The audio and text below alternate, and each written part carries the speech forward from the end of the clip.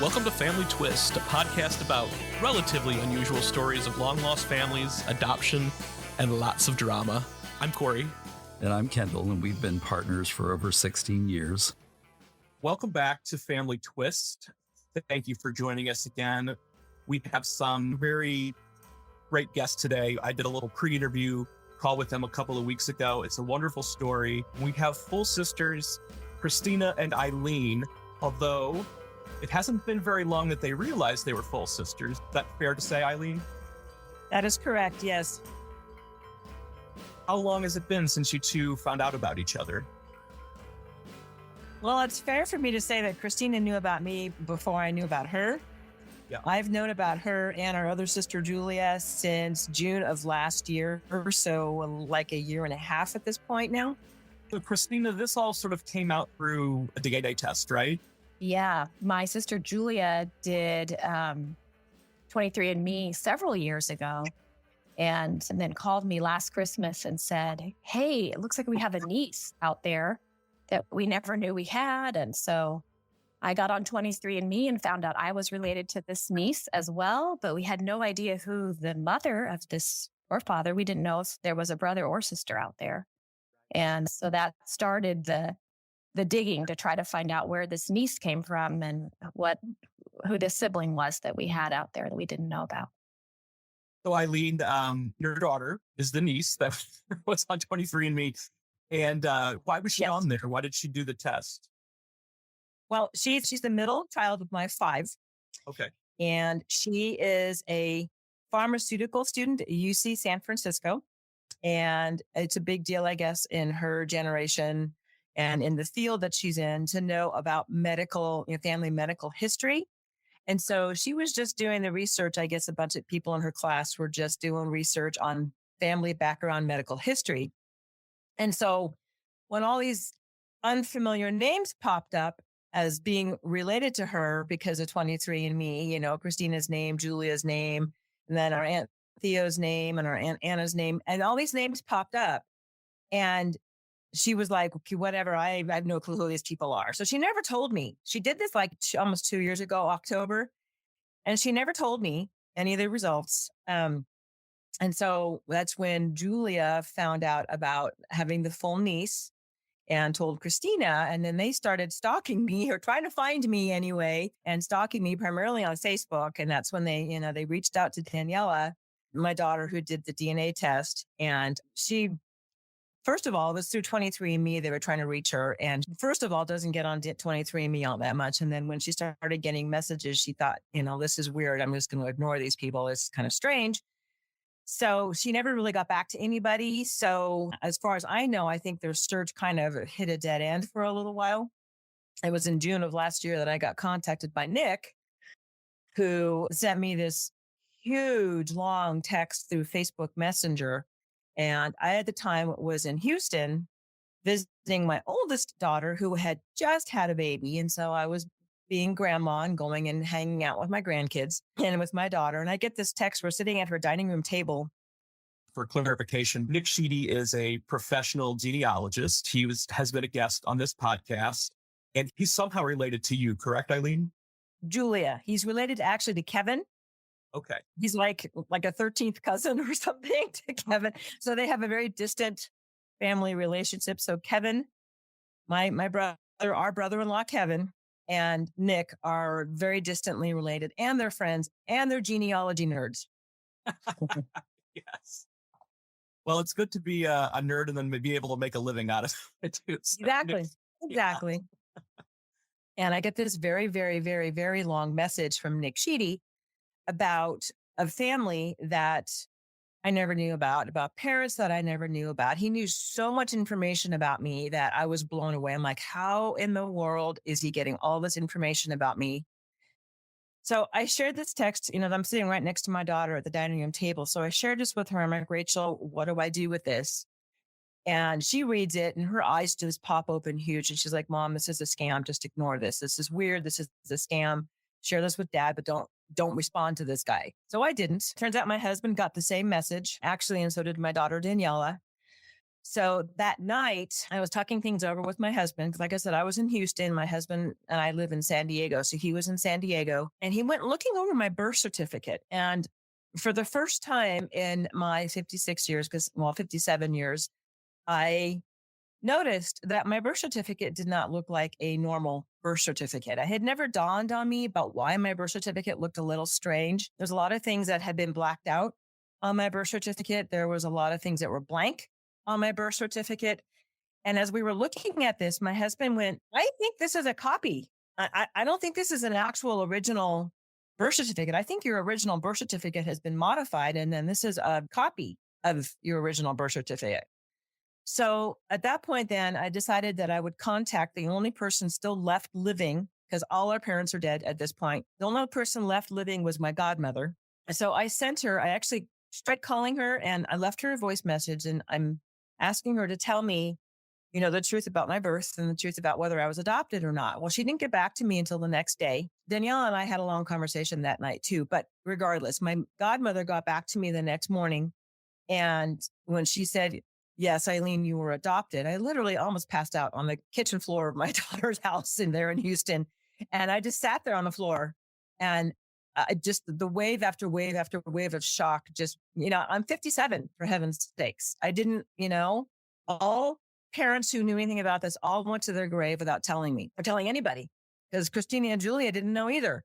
Okay. So nobody knew that I was adopted. So it was quite a shock. Never an inkling growing up or anything like that you were adopted, that it was always never. Your parents were your parents and nothing was ever said. Correct. Nothing was ever said. There was never any hint, never any nothing. Eileen, you grew up just normal existence, no idea, and your parents didn't have any other children. Correct. I was raised as an only child. Okay. All right. And you have no idea how many times I craved a sister so bad. I don't want to start crying, but as I was growing up, I wanted a sister so bad. And now here she is in the flesh. And it's like, I wish I had known her 57 years ago. My life would have been so different. When you were speaking to your godmother, did you ask her why your parents never told you? Apparently, my adoptive father had no desire to tell me. I don't know if he thought that I would hate them or something. I don't know. All I know is that my adoptive father told everybody not to tell me. When you were growing up, did you have any friends that were adopted? Did you know any other kids? I knew a lot of kids, but I didn't know anybody who was adopted. Not that I know of. I mean, it could have been, and I just didn't know. Yeah. I'm just curious if there was some kind of a weird stigma or something that your father had that made him not want to tell you. No.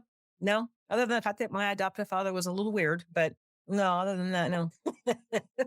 Christina, here we are. You grew up with a sister and a brother, right? No, yeah, just one sister, actually. Just one sister. Okay. Say, I don't know about this brother. Wait a minute.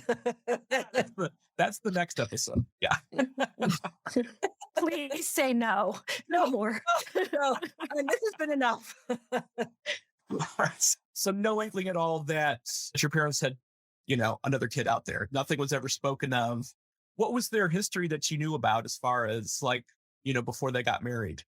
Well, and to clarify, when we first saw the Daniela on 23andMe and looked at who all she was related to, a lot of my dad's side is on 23andMe. So she was related to a lot of our aunts and cousins. And, so we at first thought this was just a child of our father's. And we didn't even think that it could be our mother's child. Yeah. And so, honestly, we thought, well, it might be interesting to meet her. We weren't as invested. But then one day I got on and was looking and saw that Daniela and I had relatives in common on both sides. Some of my mom's relatives were also her relatives. And that threw us for a loop. How could this be possible? And then that's when we contacted Nick Sheedy, who helped us look at all the, possibilities. He said, well, maybe your dad got together with one of your aunts, or maybe one of, it was crazy. And then he said, but the most likely explanation is that your parents this is a full sibling out there and, child of both of your parents. We found a photo of our parents together in 1964, right? 63. It Or was November of 63. 1963. Yes. Okay. So It would have meant that she was pregnant with me in that picture. yeah. So they obviously were dating back then, but we know they didn't get married till 1967. And we know they broke up off and on a lot. And when we traced also Eileen's original birth certificate, there was a different father's name on the birth certificate. So either our mom didn't know who the father was, or we don't really know, but we really believe she never told our father. And she never told anyone. So that's crazy. But we can't find anybody who knows that she was ever pregnant and gave up a baby. How did she hide the fact that she had a baby? Did she leave town or? She grew up in Colorado and moved out to the San Francisco Bay Area for a nursing program there. And so it was there that she had Eileen and gave her up for adoption. And we looked back through like White Pages accounts of where she lived. And the year that Eileen was born, there's no record of where she lived that year. So I honestly, I don't know. I'm sure, you can't hide it from everybody, but she never told her family. And obviously she wasn't around her family. She was in a different state. She didn't tell the roommate that she lived with right after Eileen was born. We asked her, she didn't tell. We can't find anyone, actually. And that's probably the hardest part about this is knowing she went to her grave without telling anybody about it. Telling anybody, yeah. So it's interesting, and obviously you can't ask her, but maybe she didn't think that Eileen was, your dad's. I guess it's hard for me to fathom, like, if she did think that your dad was also Eileen's dad, then why not tell him? Exactly, yeah. Was it a closed adoption? Yes. Okay. I guess that makes sense with your dad not wanting to tell anyone. Yeah. Apparently before he died, my godmother would call him repeatedly, and ask him, please tell Eileen, please tell Eileen, please tell Eileen. She needs to know. Apparently she called him several times while my father was dying. My adoptive father was dying, and he destroyed all records of the adoption so that once he was gone and we were going through his paperwork and stuff, there was no record at all of any paperwork of my adoption. He just, some reason, had it in his head that he did not want me to know. Took it to his grave. Christina, once you started to put things together with Nick's help, what was the next move? How did you, since Daniela wasn't really wanting to respond and Eileen was a little bit hesitant, like not sure if this is a scam or what's going on, what was the next move towards you getting to meet? It was an interesting process going through, because you have on 23andMe, we had Daniela's full name, but we didn't know really who she was. So we had to kind of stalk her on Facebook, find out who we thought she might be, find out her mom's name. And then Nick was able to find Eileen's birth record. And then we found a birth record with our mother's maiden name that matched identically Eileen's birth record. So that's how we put the pieces together, how Nick put the pieces together. And then he said, hey, this is super awkward. So why don't you let me reach out to Eileen, because I have credentials, she can look me up and I can tell her the whole story. And then if she's ready, if she wants to, she can meet you guys. So we said that was fine. We gave him permission. And that's when he sent the lengthy Facebook Messenger message to her husband, and Daniela, just so they would all see, this is legit, and they could talk about it with each other before making contact. Which is exactly what we did. I'm like hashing this out with family first before I reached out. What made you think, Eileen, that maybe this wasn't a scam, that this might be legit? What verified it for me was my godmother the next day telling me that, yes, I was adopted. Up until that point, I was still hesitant to accept the truth. So my godmother telling me the next day that, yes, I was adopted and that my adoptive father just didn't want me to know. That was when it solidified it in my head. What was the first contact between the two of you? I think, what did we do, Christina? How did we reach out to each other for the first time? I know I'm drawing a blank on that. Well, I remember, I think you responded fairly shortly after you got the message from Nick, and we were talking on Facebook Messenger. So I think once she found out our names, Then she Yeah. looked us up on Facebook and we started messaging each other Okay. through Messenger. I had just flown into California. I think I was in LA. Right. I flew in for a wedding and you were in Texas. So we Yes. did a lot of just messaging each other back and forth, asking questions, you know, stalking each other's Facebook pages. But then our first actual meeting, I don't know if you want to tell that story, Eileen? Oh yeah, that was pretty cool. So, during all this, I'm still in Houston, right? Because I'm, playing grandma, seeing my new grandbaby and stuff. So Christina, Lem, and Luke were in California because they were college shopping for their son, Luke. I'm figuring this is a very interesting opportunity, because Christina lives in Tennessee. So what's the likelihood that I'm going to be flying out to Tennessee anytime soon to go see her, right? So when I came home, quite literally, they were like leaving San Diego as I was coming into San Diego. So they were on the road up to LA doing touring, like I said, visiting colleges and stuff like that. And then Christina was going to a wedding up in the Sacramento area. And so they were going to be in California for like 10 days. I think you guys were like 7 to 10 days, something like that.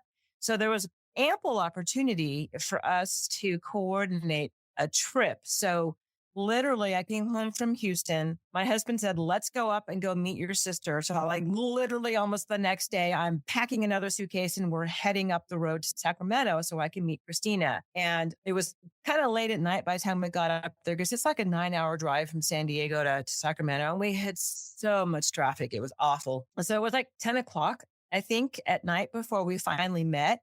And honestly, I was scared. So I was kind of hiding behind my husband when we walked into the hotel lobby and I was shaking like a leaf. I think you were too, Christina, when we met and we just started crying and hugging. And my husband took one look at us together and he says, oh yeah, they're sisters. Oh yeah. So, and then it just went on from there, So it's just been a really fun adventure and I'm loving every minute of it. That's great. And that's, it just warms my heart to these kind of stories. And of course, we can relate with, Kendall's journey and finding his family. And sure, part of the frustrating thing is that, the unanswered questions and all of the years missed. But it's like, well, we just got to take what we got now and exactly enjoy it. Got to move on. I think the part that makes me the most sad is that because of the fact that our mom kept it a secret and didn't want any contact with me, she missed out on 5 beautiful grandchildren because I had 5 kids and now I have 8 grandchildren. So she would have had, I don't know that she would have had great grandchildren at that point because she was gone, but before my kids had started having babies, but she missed out on 5 beautiful grandchildren, incredible grandchildren. And I think that's the part that makes me the most sad for her, especially, is that she didn't get a chance to be a part of my kids' growing up years. So Christina, talk about what it's like to form a relationship with a sister that you never had after 50 plus years. Yeah, it's been a roller coaster, but it's been great. Eileen's very easy to love and fun. And I think that first weekend when we met, so I was busy with my friend's wedding and I didn't get to hang out with her a lot, but we went for walks together and kind of, we went deep pretty fast, caught up pretty fast. And the fun thing too, we share similar faith. And so we really can just there was automatically this connection, is feeling like God had brought us together, and that was that was a cool thing. And then Eileen came to we had a family reunion on my dad's side of the family over in September, Labor Day weekend. And September, yeah. So Eileen came for that. And that was really sweet just to connect. The 3 of us, the 3 sisters, got together in Julia's hotel room and we had us each do a timeline of our lives and share the highs and lows of our life. And just, so we could catch up. And so we each went around and did that. And I felt like that was really, really special too, just to cover all the years that had been lost. And it's been sweet to see how our aunts and our cousins just have embraced Eileen. It's like she's always been a part of the family, And my nephews too have embraced me as well. So particularly Alex. Alex is Julia has 2 boys. And her older son, Alex, is just like absolutely flipped out that he has family and he has gone out of his way to come see me. My daughter just graduated from UC San Francisco. Talk about full circle, by the way, because that's where our mom was at UC San Francisco. And my daughter graduated from UC San Francisco with her pharmaceutical degree in May. And our nephew, Alex, came to her graduation because he wanted to meet his cousins. Now, not all of my children came, but 4 of my 5 children came and 4 of my 8 grandchildren came. So Christina got to meet 4 of my 5 kids, which is cool because up to that point, she hadn't met all of them. She'd only met Daniela and Joe at that point. But she got to meet 4 of my 5. And Alex got to meet his cousins, and he just flipped over his cousins. He says, my cousins are the bomb. They're great. It's been cool for him too, to know that he's got a really cool family that he could hang out with and stuff. And so they've all opened their arms and embraced them too. So it's pretty cool. Yeah. I find it incredible that when, siblings find each other, it impacts so many people. It spreads and spreads. It does. It's that aunts, uncles, cousins, grandparents, close friends, they're just, I'm sure your close friends were excited for you as well. Oh, heck yeah. Yeah. Wow. Kendall and I lived in the San Francisco Bay Area for 9 years. And I believe Christina, the family reunion you mentioned was in St. Louis. Yes. Where I'm from. Wow. So crazy. I know. Yep. It feels like everybody in St. Louis is sort of related to each other one way or another. So who knows? We could be 13th cousins. Yeah, we could. So we also, the weekend we met in Sacramento, I had all my college friends there for this wedding. And so Eileen got to meet like 5 of my really close friends from college too. I mean, it's been a cool process. So Christina, when you met Eileen, what did you see in her that reminded you of your parents? Eileen's eyes look like my mom. Totally. And her coloring is very similar to my mom. My mom had lighter hair. And so like looking in her eyes, I feel like I'm looking at my mom. And the way she smiles too is very similar. And then her personality is similar to my father. It's so weird. So she's like a combination of both of them. It's all, honestly, Eileen is more a combination of both of my parents than my younger sister and myself. Like she looks like both of them put together. Well, yeah. About, nature versus nurture on this podcast quite a bit, just because, Kendall, grew up not knowing his birth family at all. And so we've talked about some of the similarities between him and his adoptive parents, and he had a wonderful relationship with his adoptive parents.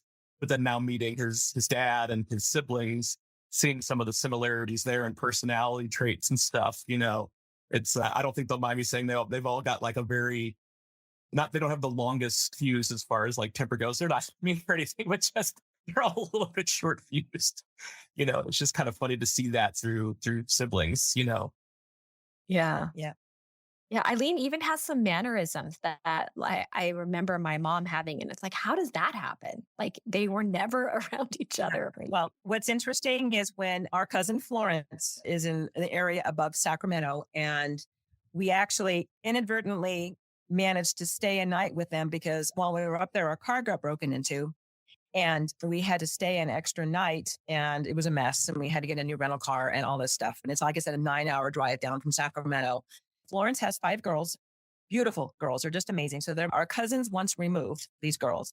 And I'm sitting at the table with them at Rubio's and all of them are grilling me with questions and wanting to get to know me and just going on and on about questions and stuff like that. And one of the answers I reacted to funny. I don't even remember what the question was, but I reacted to it in a funny way.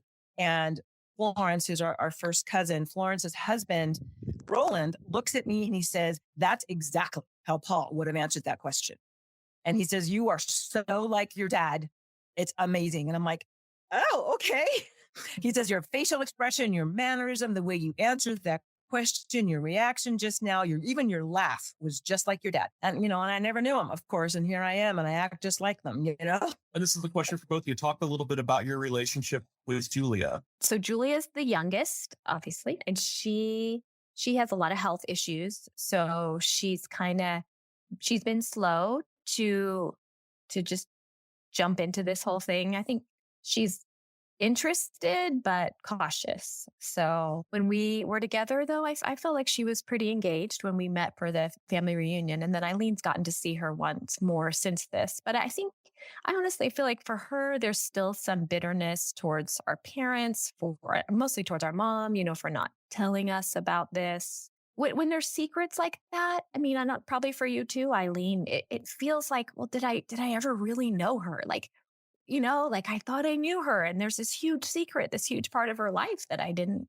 know. And I think Julia is probably struggling with that. Yeah. And that's probably why she's a little more cautious, as well as just not being in great health.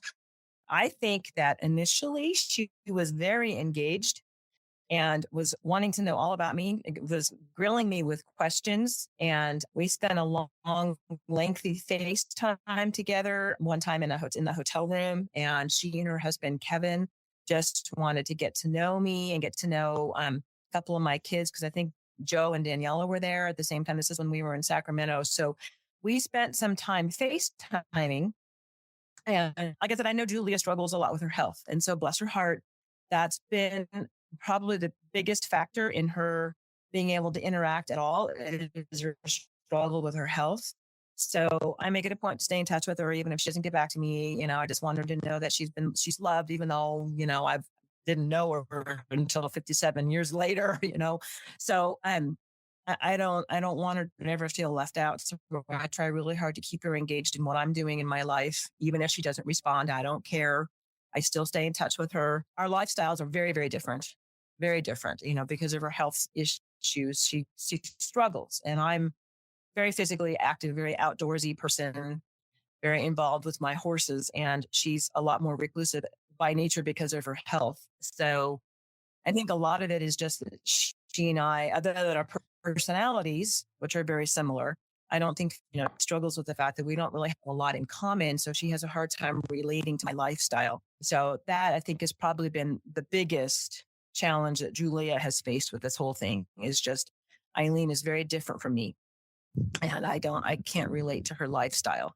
I keep reminding myself that this is so fresh. This is just within the last year. But I'm curious, what kind of future plans do you have as a family? My son is going to school tomorrow at USC in Los Angeles. So we're flying out tomorrow to drop him off, and Eileen's going to drive down and see us, or drive up, I guess, from San Diego. So that's an immediate plan. And then my hope is that our son can, get to spend some time with her while he's only 2 hours away from her and studying in California. And I still need to meet one more of Eileen's sons. So try to get that somehow scheduled. And then like Eileen's daughter, Daniela, is going to come stay with us in September, just for a little getaway. Her daughter, Rachel, and I are going to get together also in September. So, we've got little plans, just connect points with each other. But yeah, honestly, I told Eileen, I don't know when it was, Eileen, I told you this, but I'm like, this is it, man. We're family for life now. We're a family. So we're family for life now. Yeah. Yeah. Make it happen. Yep. We're family. I would love to come out to Tennessee again and spend time with Christina again. I don't know how big Christmas is for you two, but is that something you've talked about, wanting to do a big Christmas celebration with as many family members as Eileen you've had one. Yeah. Yeah. And I think Christina, was it you guys who had COVID at that point and you couldn't come? So yeah, we had a big family plan all planned out for Christmas. So everybody, it would have been nice because almost all my kids again were there. One of my sons is in the Navy and he was deployed, so he was unable to come. But anyway, we had to unfortunately minimize the plans because COVID struck. So Christina couldn't come. And then Kevin and Julia decided that they were too afraid of COVID too. And they were actually in the airport when they canceled their flight and just turned around and went back home again. So yay, COVID. Definitely the last couple of years has thrown a lot of wrenches into the works for families. Yes. So I'm curious what kind of advice you would have for siblings or mothers and kids, or mothers and kids that are just finding each other for the first time after years and years. Like how to approach this? I mean, any words of wisdom? Well, I love the look. What's that look, Christina? Some people wouldn't necessarily embrace it with open arms the way I have. I've actually been told by many people that I've handled it extremely well. And I'm not going to deny I've had to work through some forgiveness towards both sides, the parental party here for not telling anybody about me, that I had to find out this way. But in the long run, it's like, okay, so now I have 57 years to make up, and I want to get to know my sisters as best as I can. And I want to do as much as I can to spend time with them and treasure every minute I have, because I didn't have 57 years and now I have what's left. And so we have to make the most of it. And I have to just accept the fact that the past is the past. I can't change it.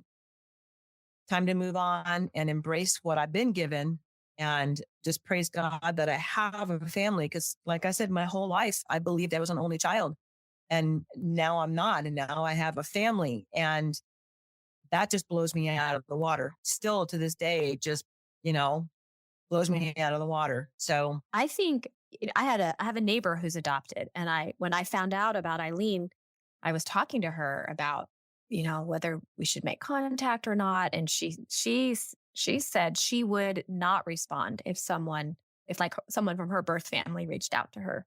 And it was just, she had a happy childhood. She didn't want it interrupted. And, so I think everybody's different, but I guess what I would say is just go slow, go at the pace of the least comfortable person, so whoever is hesitant, just respect that and go slowly, because Eileen was all in, which is awesome. Julia is not so all in. So, we just let her go at the pace she wants to go. But, and I think too, biological families that you were raised with and families that you discover, that you weren't raised with, like, we're all different. Like, there are things about Eileen, I'm not a horse person. She is. We have some things that are different about us, but Julia and I grew up in the same house and we have things that are different about us. So it's not like you have to have everything in common, but, just kind of exploring, getting to know each other. And I think that sensitivity to the least comfortable person is probably the most important thing, because you don't want to push it on somebody if they're not ready, Yeah, this has been great. And I know the story is still fresh and unfolding. So hopefully you don't mind if I check in with you. Yeah, no, that'd be totally fine. 6 months down the road, I'm going to have another grandbaby in February. So that'll be grandbaby number 9 for me. Yeah. Yep. So I'll be in Colorado probably sometime February, March to go see that baby. Well, thank you so much for sharing your story with us. I think this is, it's so helpful to people who are, going through this, or, thinking about doing a DNA test and, sort of testing those waters. So I think these kind of stories are invaluable to people as more and more come out. We always say you can't, hide DNA. It's the truth. So it's, yes, it is.